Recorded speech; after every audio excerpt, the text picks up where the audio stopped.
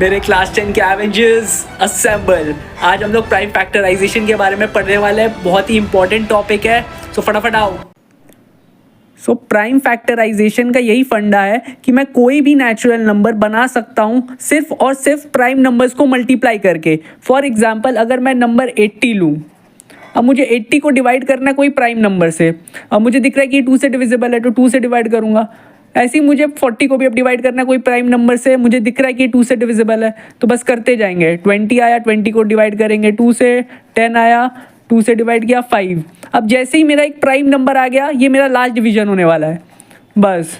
अब यहाँ पे हम लोग देखेंगे कि 80 को हम लोग लिख सकते हैं as 2 into 2 into 2 into 2 into 5।